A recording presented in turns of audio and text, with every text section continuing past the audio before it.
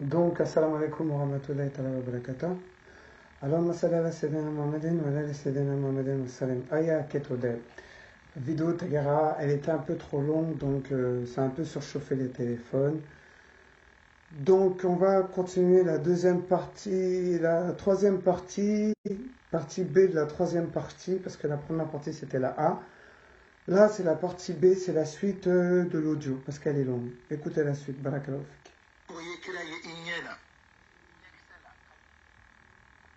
Voilà, on recommence.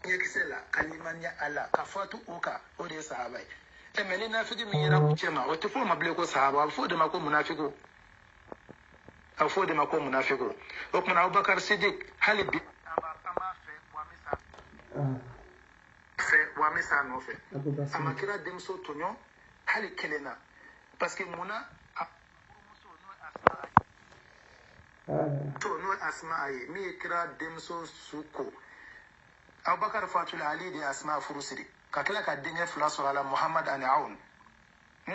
Ali tilala k'a yɛrɛ wolo denmuso ta k'o di Umar ma. O de y'a to ale faga don a denmuso kasira ko ale bɛ Ala tanu ko ale cɛ fagara Misiri de kɔnɔ. Umar fagara Misiri de kɔnɔ a b'olu Ulatul Majusi tasuma batula fɛ k'a to safa tile n'a ye muru turu Umar la. Ko ale fa tilala tuguni ka taa fatu o Misiri ta sira kan. N'a ko seli tɛ silamɛya ko Misiri ko tɛ. Umar fagara Misiri de kɔnɔ. Ali fana fagara fajiri a taatɔ Misiri sira kan. O kumana k'a dɔn k'a fɔ diinɛ se ka taa seli in kɔ la ilaha illallah kɔfɛ seli de ka bon ni fɛn bɛɛ ye jogo fana de b'a dafa wala fo f'a ka fɔ tan o kumana n balima silamɛw kira ye mun de fɔ sallallahu alaihi wasallam a ko muru ababakrin falyusalli binnas a ka bana gɛlɛyalen a ko a y'a fɔ Seydina Abubakar a ka seli ni mɔgɔ ye a y'a fɔ Abubakar a ka seli ni mɔgɔ ye a y'a fɔ Abubakar ye tile kɔnɔntɔn de kɛ fo ka taa se kira fatu dɔ ma a bɛ seli ni mɔgɔ ye seli de bɛ fɛn bɛɛ ɲɛfɛ o la ilaha illallah kɔfɛ parce que kira b'a dɔn sɔrɔ n'a farala ɲɔgɔn kan misiri la an bɛ ka seli k'a kɛ ko ɲuman na k'o bɛɛ bɛ ɲɛ mɛ o nana ko seli tɛ silamɛya ye ko misiri dugani tun bɛ k'o tun bɛ seli k'o taara jahanama na k'a sɔrɔ kisa tɛ kisa sahalen misiri dugani kisa in nkalon de don n'o ye sa alaba ye u caman b'a fɔ mɛ tiɲɛ tɛ dɛ parce que sa alaba n ka prévu ye jumɛn sa alaba ye baduru kɛlɛ kɛ n'a ka da a ye segin tarikuw ma a k'a lajɛ mɔgɔ minnu ye baduru kɛlɛ kɛ a k'a ta abcd n'a sera fila ma a bɛ sa alaba sɔrɔ kira ko sallallahu alaihi wasallam ko mɔgɔ mɔgɔ ye baduru kɛlɛ kɛ tasuma t'i jeni sa alaba ye baduru kɛlɛ kɛ k'o banna jaga la ko ka jaga di ko ka wari nana caya k'a ye misiri bila a bɛ ta i y'a ye mɛ a ye ta Ibn Hazmi bɛ kuma kan dɔnnibaga caman tafsir la u bɛ kuma kan dɔw b'a tiɲɛ ten mɛ caman ko kisa in tɛ kisa sahalen o de ka kɛnɛ fana n'o don dɔ ye baduru kɛlɛ kɛ Hatib ibn Abi Balta ale ye lɛtiri sɛbɛn ka taa di makangaw ma ko kira bɛna na ko k'u labɛn Umar ko a b'a faga ko nin ye nafika ye kira ko a to yen a ye baduru kɛlɛ kɛ o man jugu ni jaga balili ya o kumana maliyɛnw halisa an ka wuli an ka diinɛ ɲɛɲini an ka kalan kɛ parce que karamɔgɔ minnu bɛ k'anw tromper ka nin sira ninnu jira anw na n'u y'a mɛn u ka segin u kɔ u ka sabali u ka Bakari sahaba ninnu to yen Ala kana bezongɔniya don an dusukun na fiyewu ka ɲɛsin kira ka ni sahabaw ma parce que a ko seli ko o tɛ silamɛya ko degun b'o kɔnɔ ni k'i bɛ seli seliji ta maliyɛnw sahabaw ma sigi k'u bolo da u sen kan ninnu ye sɛgɛn min kɛ kira nɔfɛ kira fatura sallallahu alaihi wasallam dɔw banna k'u ti jaga de Abubakar ye mɔgɔw former ka mɔgɔw bila ka t'olu kɛlɛ o y'a sɔrɔ Musaylimatul Kazzab nkalontigɛla in ka kiraya wele a yɛrɛ la kira tilala tuguni ka mɔgɔw wuli ka t'o nɔfɛ ka t'o faga Seydina Umar yɛrɛ kɔrɔkɛ o bɛɛ bɛ fa la o sara o kɛlɛ la ya waqatul yamama ni ma ɲinɛ kɔni Umar kɔrɔkɛ taara o kɛlɛ la o sara o la Ala ka jɛmɛ ka bɔ ma olu ye sahabaw ye k'a sɔrɔ Umar ye baduru kɛlɛ kɛ a kɔrɔkɛ fana ye baduru kɛlɛ kɛ ya k'a fɔ Umar ye baduru kɛlɛ kɛ a kɔrɔkɛ ye baduru kɛlɛ kɛ bon ninnu sɛgɛnna nin na o kɔfɛ tuguni Umar ka fanga kɔnɔ m'a fɔ de Umar ye jija ka Iran dayɛlɛ o de y'a to siyaw tɛ Umar fɛ Umar ye Iran dayɛlɛ sahabaw ni minnu sara ka fara tabi'u na a bɛ maa ba segin bɔ kira yɛrɛ ka misiri welela Ala ka jɛmɛ ka bɔ a ma n'o ye Bilal ko tɛ misiri welela tɔ kelen Allahumma salli ala Muhammad wa ala Muhammad fiyen dɔ kun don ale taara nin kɛlɛ in na drapeau b'a bolo mɔgɔ y'a ɲininka ko yali Abdullahi ibn Ummi Maktum wala ko e bita chugo de ti yeli kai shi korobara kunno halli ne be drapo de mine kafiru ka Allah magato be ne bo anna ko islamaya na lafiya kama chado lafiya min do ninde an ga lafiya an se ka aljina soro flana umar madda ma egypte daile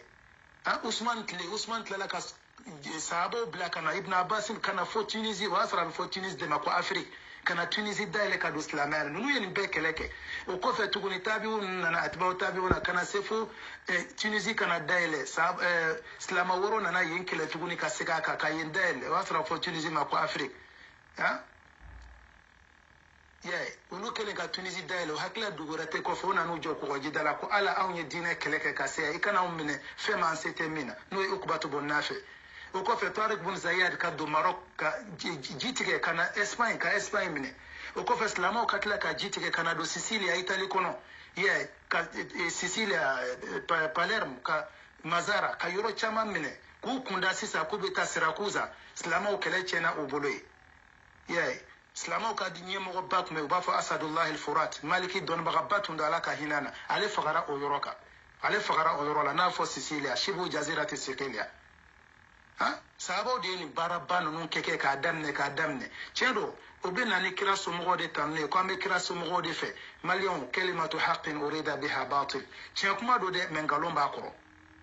parce que obena wa ambe kira somo de fe ambe alul beitu de fe ambu mo minun tu fe anto fe jen ko ka te kira somo fe o manasuru malla ni flanu ko fe no ba fo ko Hassan Hussein hal me be kono ko flanu yeredo o manasuru malla kulsum to be Fatuma ta to be mais bini dorashia la be itobo ni to Aisha kiki to bola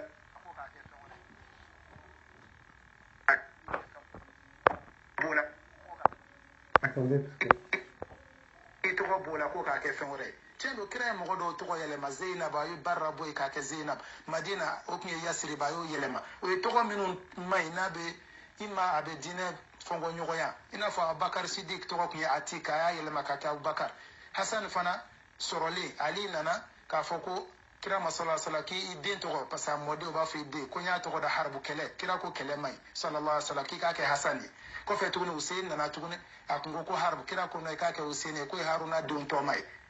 nana na ujo ka dine fen bella goshi ambulo subhanallah ana sira alanye mi menina afen juguma e jume mo minun be ni kala niveau bola ina fo e jabate minun fo ay sabali ay tiɲɛ fɔ mɔgɔw ye a ye recherche dɔ kɛ a la kana fɔ non ni diinɛ kura in nana nin de ye tiɲɛ fo n ka nin pratiquer maliyɛnw ka la mais maliyɛnw n'an fana ma kalan kɛ o b'anw kɛ o sago ye dɛ parce que minnu bɛ a jamakulu diinɛ de kɛra anw fɛ groupe ko ye nin ye Jabate ka mɔgɔ ye nin ye Suala Baya ka mɔgɔ ye nin ye Hayidara ka mɔgɔ ye nin ye nin ye est ce que an ka karamɔgɔ kɔrɔw ye nin kɛ a ye ɲininkali kɛ i t'a mɛn fiyewu ko nin ye Demawa ka mɔgɔw ye Barawuli Ala ka hinɛ na i t'a mɛn ko nin ye Alhaji Modi Dugure Tuba ka mɔgɔ ye i t'a mɛn ko nin ye Saada ka supporteru ye i t'a mɛn nin ye Bakari Camu ka supporteru ye nin kun tɛ yen o mais nin ye nin kelen ye tɔn sigi diinɛ na wari ɲini dɔrɔn de don lahara ko tɛ c'est du business o de y'a to Ala y'a fɔ fɛn na Firawuna kelen k'a fɔ min kɛ k'a ye Ala ye mais Firawuna b'a dɔn ko égyptiens hakili de datugura parce que mɔgɔw tun bɛ yen u ka kɔrɔ ni Firawuna ye o e ma ye plan da Musa la ko fama balul qurunil ula a ko Musa ma san kɛmɛ minnu tɛmɛna o ko Musa o kiti bɛ di o kumana ne ye Ala ye o m'e sɔrɔ yan Musa ko de qala ilmuha inda rabbi fi kitabin la yadillu rabbi wa la yansa k'a dɔnni bɛ Ala bolo kitabu dɔ la a tɛ fili Ala tɛ ɲinɛ mais n ko bɛɛ de kɔfɛ a nana jɔ sisan ko ale ye Ala ye ma alimtu lakum min ilahin ghayri mais Ala ko kuranna kɔnɔ ko fastakhaffa qawmahu fa ata'uhu ko Firawuna jɔnna ka mɔgɔw hakili la u tugura a nɔfɛ i bɛ karamɔgɔ kana k'i sigilen to jama cɛ ma a ye ne ɲininka n b'a bɛɛ dɔn n'a dar'o la n'a ye kule ci sini ɲɛna a b'a fɔ a ye ko ale yɛrɛ sogora ko a taara sangolo la n'a nana kule fana ci wallahi don wɛrɛ a b'a fɔ aw ɲɛna ko yɛrɛ tɛ bilen dɛ ko ale ni kira bɛ ɲɔgɔn ɲɛ ni ɲɛ parce que Mali tele la n ye dɔ ye k'o fɔ o don Baba Jalo ko wa ko mudi dɔ bɛ yen n'i y'o kɛ k'i ni kira bɛ ɲɔgɔn ye kɛnɛ kan ko mɛ k'o ka bon mɔgɔw hakili ma e cɛ i tɛ siran Ala ɲɛ kira fatulen kɔ ni cɛ o cɛ ko k'i ni kira ye ɲɔgɔn ye kɛnɛ ni kɛnɛ i bɔra silamɛya na n m'a fɔ sogo la dɛ kɛnɛ ka ni maliyɛnw ni kira tun bɛ ɲɛ na kira suturala so min kɔnɔ sallallahu alaihi wa sallam an b'a Aisha ka so de an b'a Aisha tun bɛ si o so kelen de kɔnɔ mais kira musow la Khadija kɔfɛ parce que an b'a Aisha ma furu ka Khadija sɔrɔ yen mais kira ko sallallahu alaihi wa sallam ko muso min ka d'a ye muso bɛɛ o ye Aisha de k'o kɔfɛ a fa n'o ye Abubakar ye kira ma wuli ka na Aisha lajɛ don si Umaru fagara misiri kɔnɔ kira ma wuli ka na ko Umaru faga cogo man ɲi Usman fagara kira burange ama bokana hafizu alanya siraya jon kira mana ko Usman faga chugo manye Sayyidina Ali fana fagara kira mana ko Ali faga chugo manye Husaini fagara Husaini bi faga domina Kerbala alaka jembe kabwama alul beyti tlanje betura akelela yae Hussein di Ali al-Akbar Abdullah yae akroke di Hassan din balmake Hassan di Abdullah ani okle Qasim wa Abubakar togoda yae olu betura akelela yae Abdullah ibn Ja'far o den sila misega fo di chaman de tura kele na obe kira maboka na odo kwa ayen toy ha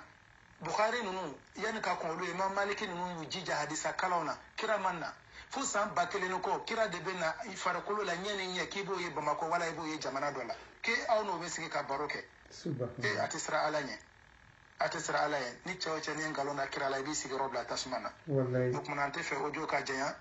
ame surunya ke ame wele kanda ni dire mo akara shia parce que abe de groupe kelengi bamana ko te kini fon suruku no fe dibila ko abe adode kana do no fe donc mon sportero ay sira alanye na kuma na ko abe ka karamo critique kasoro karamo ro ka bakar critique ha ko Umar no shutara do ko yalu e jengini Fatima fa o soro Fatima rate balola mo Fatima fatura kalo woro de kira ko fe donc mon anga sabali anga kalanke karamo anga sabali ni fili anzora anga so anga seganko wallahi don ba temana fili ya besoro dafa doron de alatai hal shiyawo be mi go kuka karamo e maasumu ye de te fili de galondo mais donala mina bona be klingele we femi fo Abakar ma we femi fo Umar ma we femi fo Usman ma amba be repon klingele kana nuka hadisa kuka hadisa jabi insha Allah na la yashid kalfa ana okmana ambe ya fadele kuma jayana alisisa alaka dine fami tugo nyuma dama karamogo chama be kitabu ndaya fana ba do senge malla ka duyo ka nunu jabi ma kitabu tubolo ina fo minhaju sunna nabawiya no bi bolo adubo do e juzu konondo ibse ku ka kuma nunu chama parce que be plan de dada madena kojugo ko ne ba ka kitabu la abeta ko amina ujawu ya ka son fin de ma ayuru sona mima mais amina nala sona inshallah سبحانك اللهم وبحمدك أشهد أن لا إله إلا أنت أستغفرك وأتوب إليك ألاك سنغلو تيمن نغاني ألاك أنا جمانا وباسكي يا ربي ألاك أنا دنباو ألاك تشمبلا أونيكا ألاك تشمبلا أونيكا يا ربي سرابي على دبولو سراب من بان فتنة كابو دينما ألاك أنو نغاني نالا بفهمي فانا داما أكابي عندها ماما أكانجي شنجي تقولا فانا ينانا سروي أكانجي شنجي تقولا ينانا سروي يا ربي على كنانجي شنجي تيجلاي على كنانجي شنجي تيجلاي يا ربي على كنانجي دعادين على كان حكيتو عن مساولا على كان بينو سلامون يوم تيجا حكيني ما دعنا كراموما حكيني ما دعنا كراموما ربنا آتنا في الدنيا حسنة وفي الآخرة حسنة وقنا عذاب النار ربنا لا تزغ قلوبنا بعد إذ هديتنا وهب لنا من لدنك رحمة إنك أنت الوهاب صلي سبحان ربك رب العزة عما يصفون وسلام على المرسلين والحمد لله رب العالمين. Donc vous avez entendu, même Baba Diallo, il veut ta télévision là, Imam Baba Diallo,